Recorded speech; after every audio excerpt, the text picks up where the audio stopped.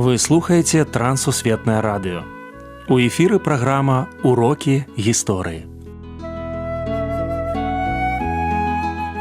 Запрашаем у падарожжа падзей, асоб і фактаў.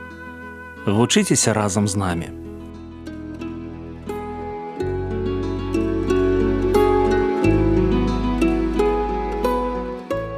Добрый дзень, сябры. Перад мікрафонам Сяржук Брышцель і кандыдат гістарычных навук Андрусь Уночак. Сёння мы пагаворым пра Мацея Стрыкоўскага. Прывітанне, Андрусь. Прывітанне, Сяржук. Прывітанне, шаноўныя слухачы. Раскажыце пра асноўныя моманты біяграфіі. Мацей Стрыкоўскі, гэта, можна сказаць, першы наш гісторык, які выдаў першую гісторыю Вялікага княства Літоўскага, надрукаваную і якая ахоплівала увесь перыяд ад старажытнасці да сучаснасці. Да сучаснасці маецца на ўвазе да сучаснага перыяду жыцця Мацея Стрыкоўскага. Ён жыў у 16 стагоддзі. Нарадзіўся ў 1547 годзе, а памёр у 1593 годзе. Ён нарадзіўся ў Польшчы, у Мазовіі, але абсалютную большую частку свайго жыцця пражыў у Вялікім княстве Літоўскім. Ён вельмі любіў Падзвінне, вось Падзвінскі край, ён жыў у Віцебску. Таксама вандраваць любіў, даследаваць розныя помнікі гісторыі, археалогіі, калі можна так сказаць, хоць тады яшчэ археалогіі такой не было. Апошнія гады свайго жыцця ён быў святаром, канонікам віленскага біскупа Мельхіёра Гедройца. Таму вось такая разнапланавая біяграфія, разнапланавае жыццё. Ну і тут трэба дадаць яшчэ жыццё ў Слуцку, таму што яго запрасіў да сябе на працу слуцкі князь Юрій Алелькавіч. Ну, цікавае жыццё, цікавыя падзеі. Чалавек, які быў вайскоўцам, а пасля стаў святаром, а паміж гэтым быў гісторыкам. Наш гістарычны госць і ліцвінскі патрыятызм. Ён быў патрыётам Літвы, як ён пісаў. Ён быў чалавекам, хоць і не народжаным у Вялікім княстве Літоўскім, але вельмі моцна захапляўся гісторыяй Літвы. Гісторыя Літвы маецца на ўвазе Вялікага княства Літоўскага. Ён служыў у войску, удзельнічаў у бітве на рацэ Уля, у знакамітай бітве, дзе была атрымана перамога над маскоўскімі войскамі. Ён удзельнічаў у абароне Віцебску ад войскаў маскоўскага цара Івана IV. Настолькі палюбіў старажытную літаратуру, што збіраў помнікі беларускага пісьменства. І гэта, ну, нават у Польшчы, хоць ён шмат твораў напісаў і па-польску, у тым ліку паэтычных, але ў Польшчы казалі, што вельмі шмат ліцвінізмаў. Ну, на сённяшні момант мы можам сказаць беларусізмаў. Яго літаратурная спадчына. Ну, сапраўды, калі казаць пра літаратурную спадчыну, ён пачынаў як паэт. Першая яго вялікая паэма называлася «Ганец цноты», дзе ён паказваў чалавека рыцарскага стану, ну, вось шляхетнага мужа такога.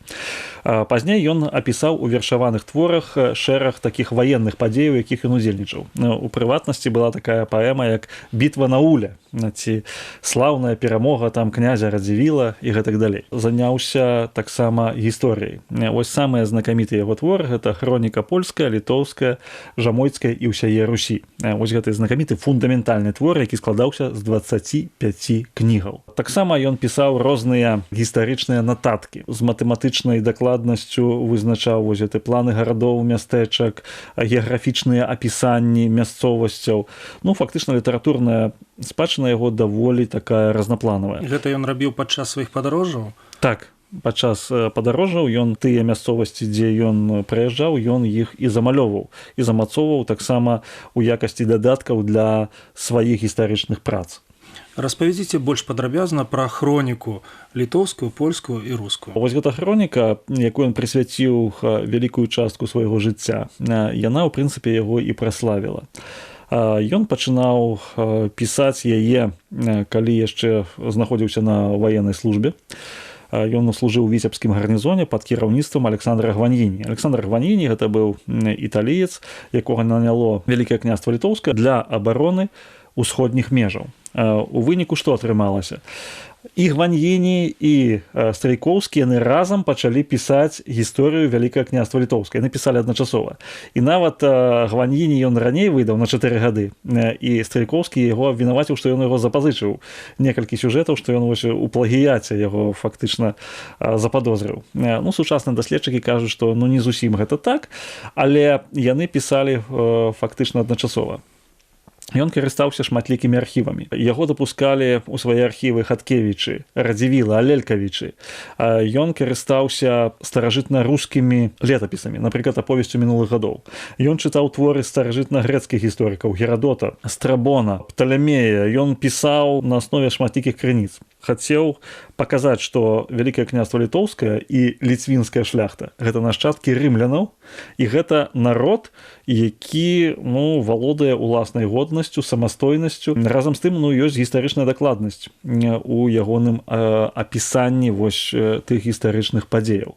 Ён там ставіў вершы свае, ён пісаў сваю аўтабіяграфію гэтай хроніцы, ён паказваў войны, у якіх ён сам удзельнічаў, ён праслаўляў там князёў Гедзіміна, Альгерда, ён паказваў, наколькі важная Вялікае княства Літоўскае для еўрапейскай гісторыі.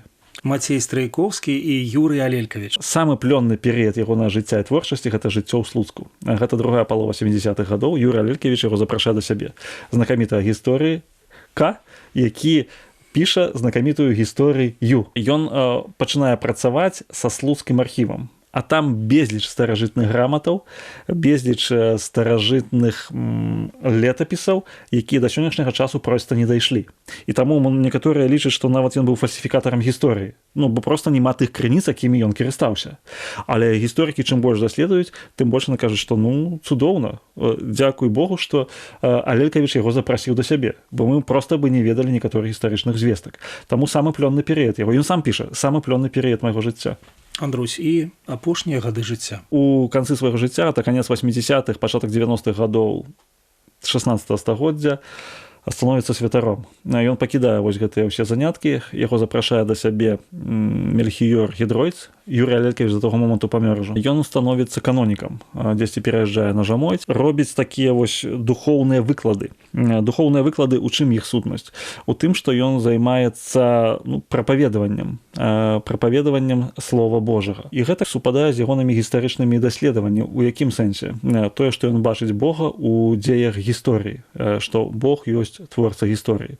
І ён таксама мае адносіны з сынамі Юрыя Алелькавіча, працягвае пісаць вершы і спрачацца з Александрам Гваньіні, з ягонымі творамі, але ў асноўным яго дзейнасць засяроджана на душпастырскім служэнні. І ў гэтым становішчы ён пераходзіць у вечнасць. Наш герой пражыў насычанае, яркае жыццё. Творчасць Страйкоўскага належыць некалькім народам – беларускаму, польскаму, літоўскаму. Яго спадчына – сведчанне высокага ўзроўню развіцця гісторыі, філасофіі, культуры Вялікага княства Літоўскага. Вось яшчэ адно імя трапіла ў нашу з вамі капілку ведаў.